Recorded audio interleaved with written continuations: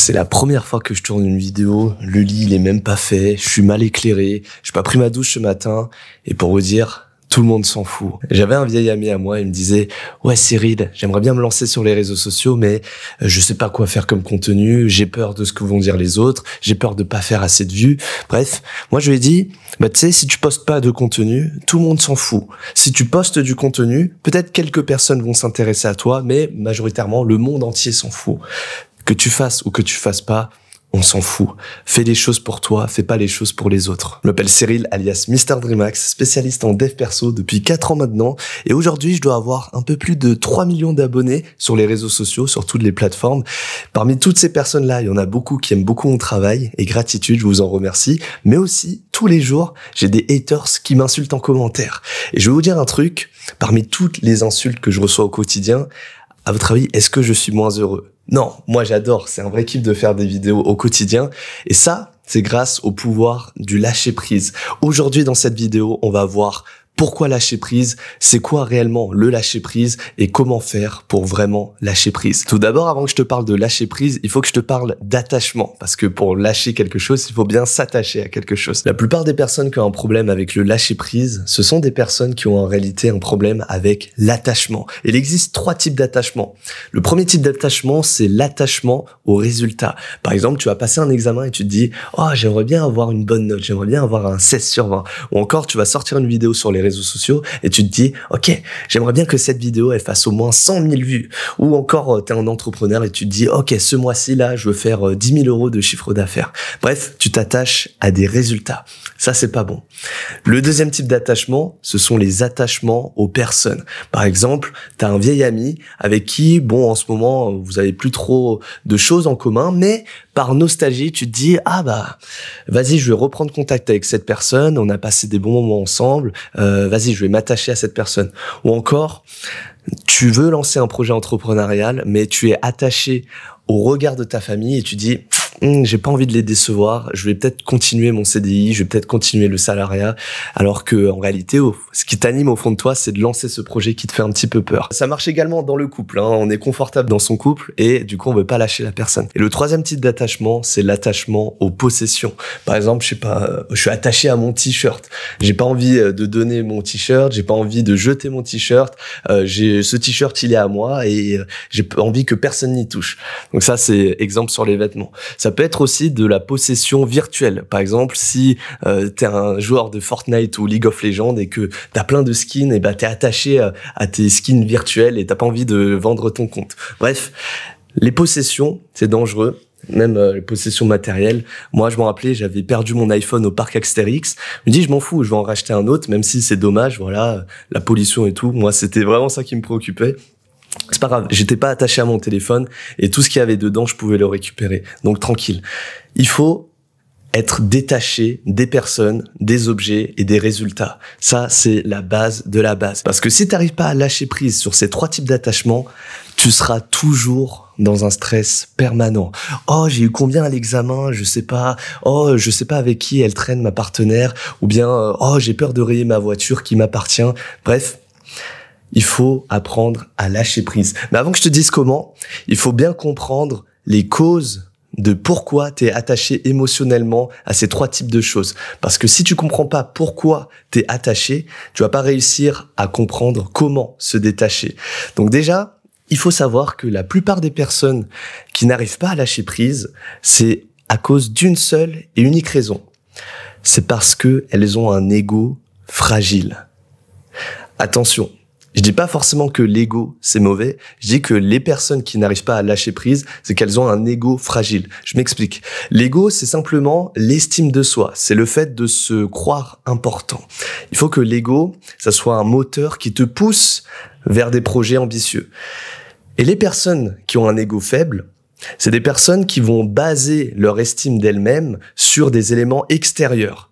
Exemple, ok, je considère que je suis une personne de faible valeur, donc pour augmenter ma valeur, je vais la baser sur des biens matériels. Par exemple, une belle montre, des beaux habits, des skins sur Fortnite. Bref, on va chercher le statut social via des objets matériels au lieu de le chercher à l'intérieur. Ou encore, chez certaines personnes, elles se disent j'ai pas trop confiance en moi, je m'aime pas trop, donc je vais aller chercher cet amour chez un partenaire qui va me donner du bonheur. Je vais chercher du bonheur chez des amis, chez la famille. Bref, je vais aller chercher du bonheur chez les autres, mais jamais en moi. Et ça, c'est dangereux. On se dit, ok, donc si la personne en face, elle dit que je suis un 6 sur 10, donc je suis un 6 sur 10. Et donc, on attend la validation extérieure au lieu d'avoir la validation intérieure. Donc ça, c'était pour les personnes. Ou encore pour les résultats, on se dit, ok, si j'ai une bonne note à cet examen, ça veut dire que je suis intelligent. Alors que pas du tout.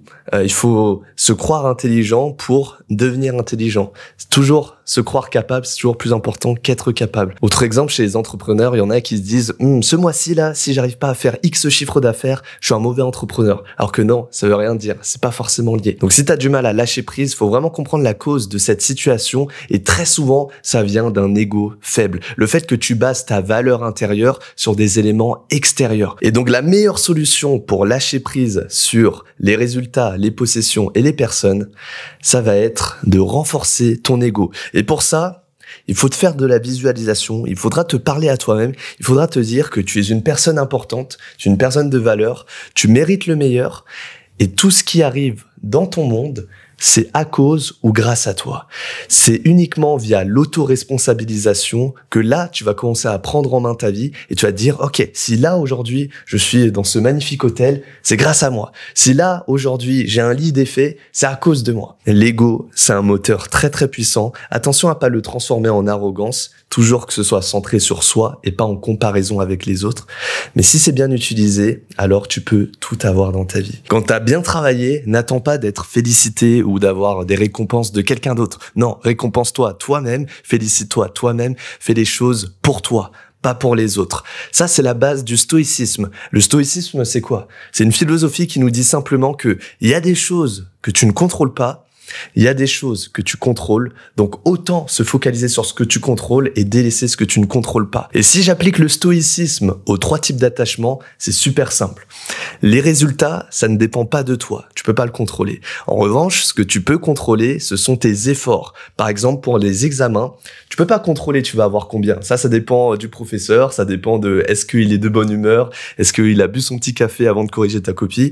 Ça dépend pas de toi. En revanche, ce qui dépend de toi, c'est au niveau des révisions. Tu vas mettre un maximum d'intensité dans tes efforts plutôt que de te concentrer que sur les résultats. Autre attachement, sur les possessions, ça sert à rien de se focaliser sur ce que tu possèdes, car en réalité, tu les possèdes pas vraiment. Mais par contre, tu peux te focaliser sur tes compétences. Par exemple, si je perds mon t-shirt, c'est pas grave, j'ai la compétence de faire des vidéos pour m'en racheter un autre. Et pour le 3e type d'attachement qui sont les personnes, ça sert à rien de se focaliser sur les autres et la vie des autres et la vie, avis des autres, parce que ça dépend pas de toi. En revanche, ce qui dépend de toi, c'est ton amour-propre, à quel point tu te respectes, à quel point tu prends du temps pour toi, à quel point tu dis non aux autres parce que t'as d'abord tes propres priorités. Et bien ça, par exemple, si j'ai un vieil ami qui me dit « Ouais, salut Cyril, ça te dirait qu'on se prenne un café ?» Mais sauf que je sais qu'on n'a plus de points en commun, je lui dirais je te remercie pour la proposition, mais je t'avoue, en ce moment, j'ai besoin du temps pour moi, mais je reste ouvert à d'autres opportunités plus tard. » Et donc comme ça, tu lui fais un bon petit sandwich pour ceux qui ont la référence, et tu dis non, et tu gardes ton amour propre. C'est toi d'abord, les autres après. Et ça va toujours dans ce sens-là. Tu peux pas changer le monde si toi-même tu n'es pas changé. Tu peux pas aider les autres si toi-même tu n'es pas aidé. Et tu peux pas prendre du temps pour les autres si toi-même tu n'as pas de temps pour toi. Donc vraiment, te focalise pas sur les éléments extérieurs qui ne dépendent pas de toi, mais focalise-toi sur toi-même. Il y a que les personnes qui décident de s'améliorer de jour en jour qui, elles, dépasseront tout le monde. Focalise-toi à gravir la montagne plutôt qu'être au sommet. Parce que celui qui veut être au sommet, il se limite à des petites collines, ok, il est content au sommet de sa petite colline, alors que celui qui s'occupe et qui se focalise sur gravir la montagne, lui, il peut gravir l'Everest. Je t'invite vraiment à modifier ta perspective, ne pas regarder ce qu'il y a à l'extérieur, mais regarder ce qu'il y a à l'intérieur. Si tout le monde voit du blanc, Toi, il faut que tu vois un mélange de toutes les couleurs de l'arc-en-ciel. C'est vraiment comme ça que tu vas trouver la clé pour lâcher prise. Dis-toi, les gens les plus heureux n'ont pas une meilleure vie que toi, ils ont juste une meilleure perception de la vie que toi. Et pour rappel, si tu as du mal à exprimer clairement tes idées, parler en public ou bien parler face à une caméra, eh bien tu as la méthode Aigle juste en dessous pour seulement 1 euro symbolique pendant 24 heures. Profites-en, c'est imbattable, c'est encore moins cher qu'un pain au chocolat et pourtant ça peut te servir toute ta vie. T'as le lien en description. Sinon, si t'as aimé cette vidéo, tu peux regarder ma dernière vidéo juste ici. C'était sur quoi déjà? Bon, lâcher prise. Ah si, c'était sur mon anniversaire, 24 ans, 24 leçons de développement personnel, ce que j'aurais aimé connaître beaucoup plus tôt. Clique juste ici, tu vas adorer.